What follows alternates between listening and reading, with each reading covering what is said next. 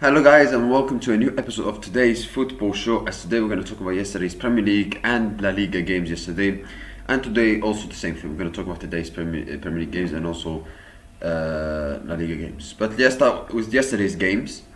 The Premier League first. Fulham against Manchester City. Man City won 5-4. I mean, what a game. If there is a game to sum up the Premier League, it was this one, because that was such a crazy game. Crazy game. City started the game amazingly well, winning 3-1, winning 3-0 actually, before Smith Rowe scored the consolation goal before half time. And City were cruising. Haaland hit the post, Haaland scored a great goal, and Haaland made a great assist for the second goal for Reinders. By the way, Haaland is the fastest player in the Premier League history to score 100 goals. Huge credit to him, and the amount of goals he's scoring is amazing. Absolutely incredible machine, incredible player, incredible goal scorer. And this season, not only in the previous season he was mostly focused on scoring, but this season not only I mentioned this before, that he also not only focused on scoring, he focused on linking up, and he's been linking up better. And the second goal was an example of it, to the assist to Reinders, and a good finish from Reinders. Third goal, quality finish from Phil Foden. Amazing finish. That's 4 goals on 2 games for him. He scored the 4th goal as well. And City were winning 4-1 from the 48th minute. And you think okay, that's it. Game done and dusted. Or actually, they scored the 5th goal as well, where it looked like Duka scored the goal, but it counted as an own goal because of the deflection from Sander Berg. And City were winning 5-1 in 55th minute. And you think yeah, that's it. City won the game comfortably. Another 3 points for Man City. It's a very comfortable win for City. They made it look easy. They destroyed Fulham, and then City became this complacency team of a team. As soon as Guardiola brought off Nico Gonzalez, the midfielder, the control of the midfield was gone. The City started losing possession. They started losing the ball a lot. They lost a lot of the times the possession in an unusual way. They had 44% possession, by the way, and they were complacent. They were losing the ball a lot of time. Defensively, they were all over the place. And they conceded 3 goals. Goal from Alex Iwobi, and the 2 goals they conceded from Chukwueze were, this first goal for Chukwueze, that was poor defending from City. And the second goal, set piece. You have to defend it better, and they didn't, even though it was a great finish from Chukwueze. A lot of credit has to go to Fulham, because despite they were losing 5-1, they never gave up. They gave a good fight, and they put a great fight and almost a great comeback on Man City. So I have to give a lot of credit for Fulham for that. And Marco Silva, you have to give credit to him as well, because he and his players didn't give up. They stayed in the fight until the end. But at the same time, Man City, how they can allow this to happen? Of all teams, Man City, you're playing as Fulham. It's not like Fulham against Man City, where Man City are winning 5-1 and City pull off a great comeback. And yeah, that would be surprising, but you kind of understand, because it's City against Fulham, but not the opposite. Where City were winning 5-1 against Fulham. It's a bit like Newcastle against Arsenal in 2011, where Arsenal were winning 4-0 at half time, and then Newcastle pulled off an amazing comeback. So yeah, City were complacent. They lost a lot of possession. They were complacent, and this is when City. I know they're 2 points behind Arsenal, and if Arsenal win game today, they were 5 points behind. But I'm sorry, that is not sustainable over a team that can win the Premier League. Because if you want to win the Premier League, you need to have stability, sustainability in performances and results, in defensively and attacking wise. City going forward, they've been very good this season. They've improved. Right? I think they've scored the most goals in the Premier League this season. But defensively, oh my God, they've been absolutely all over the place. Since the international break, there's not a game of Manchester City where I say, oh, they were phenomenal. That was the City of old. They lost to Newcastle. Yeah, okay, some of the decisions went against them, but I don't think they were that great in that game. They lost against Bayer Leverkusen at home when Pep Guardiola made lots of changes. I don't know why. And then they made it difficult for themselves against Leeds United. They're winning 2-0 and they blow away a 2-goal lead, and they won it in the last minute. This game, they nearly blow away a 4-goal lead against Fulham. They've been unsustainable. their performances have been unsustainable in the last 4 games since the international break.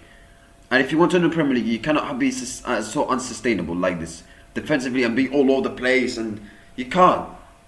So yes, City, like who they got next up? They've got Sunderland, which they should win. But like, if you want to win the Premier League, you cannot be this defensively like all over the place. You can't. Otherwise, you're not going to win the Premier League. Forget about it. So City need to wake up and improve, because if they keep playing like this, they're not going to win the Premier League. They're not going to win the Premier League being this. Yes, I know it's early in the season still. They're still 2 points behind Arsenal or 5 points behind Arsenal. But if they're going to keep playing like this for the rest of the season, you can't tell me they're going to win the Premier League.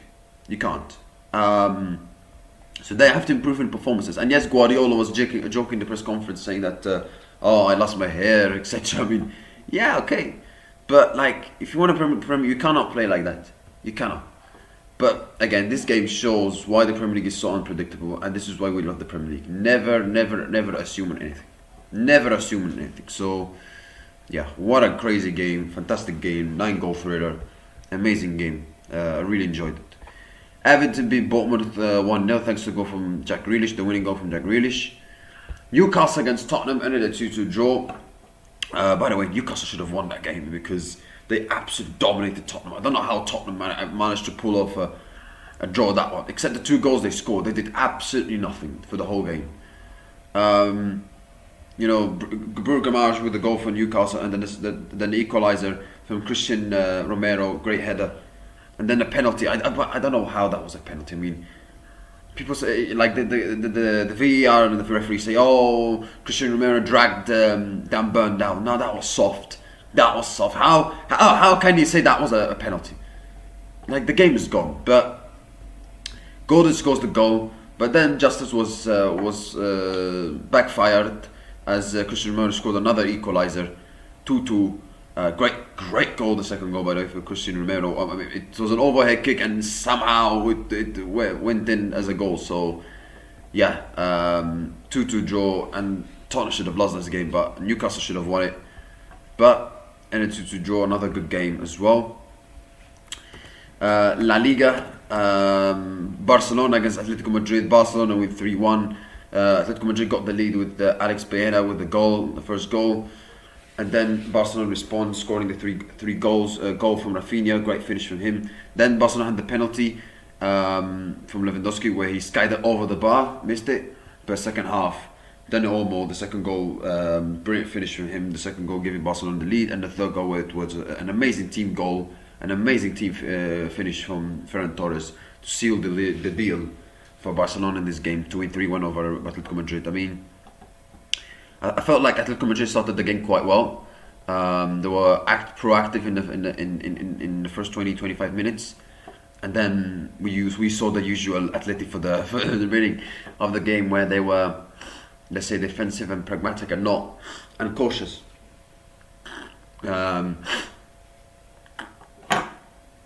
As you would expect under Diego Simeone for Atletico Madrid, but you still have to give a lot of credit for Barcelona because they played really, really well.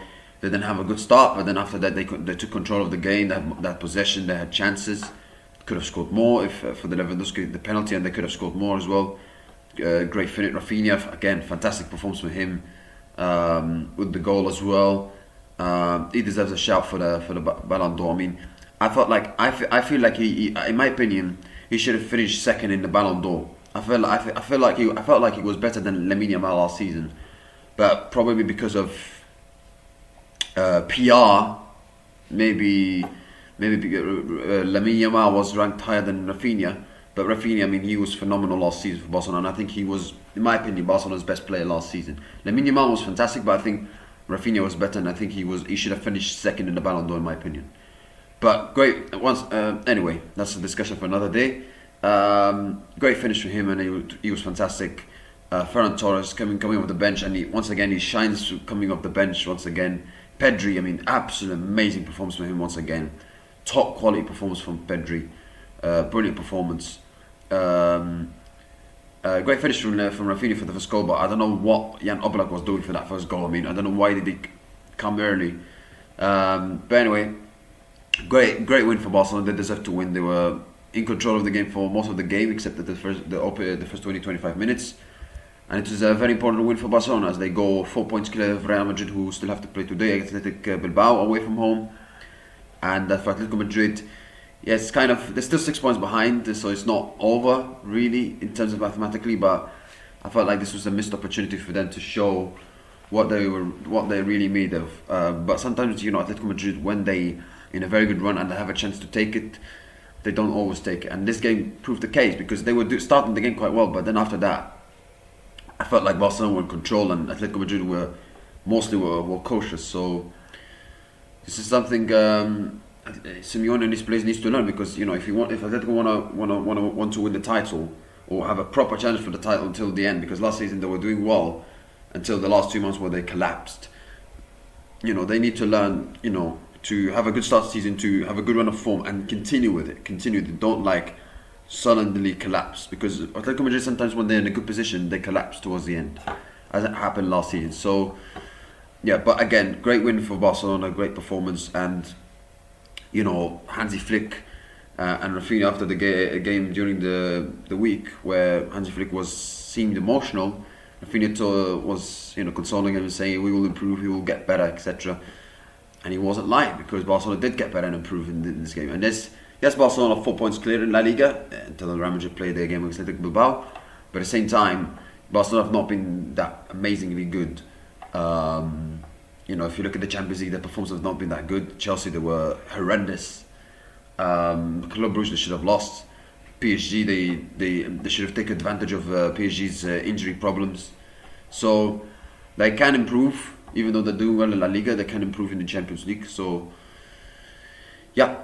And this is why I say Atletico should have seized that opportunity to take it to capitalize on Barcelona's defensive problems, which they didn't. But once again, huge credit to Barcelona. Man of the match, in my opinion, it was Pedri. I think Pedri or Rafinha. These two were amazing for Barcelona, in my opinion. So yeah. Now let's move on to today's Premier League games.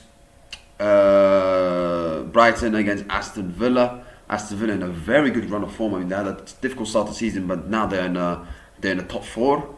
So great turnout for Unai Emery's side. But they play Brighton away. I'm going for a 1-1 draw for that game. Burnley against Crystal Palace. I'm going for 2-0 win for Crystal Palace. Wolves against Nottingham Forest. I'm going for a 2-1 win for Nottingham Forest. Arsenal against Brentford. The battle of who's the better team in set pieces. I'm joking, obviously. But it's quite factually to say that, because Arsenal, they're very strong in set pieces, scored from set pieces. And also Brentford, they're also very strong in set pieces. They've shown that against Chelsea, they've shown that against Liverpool, and they beat them.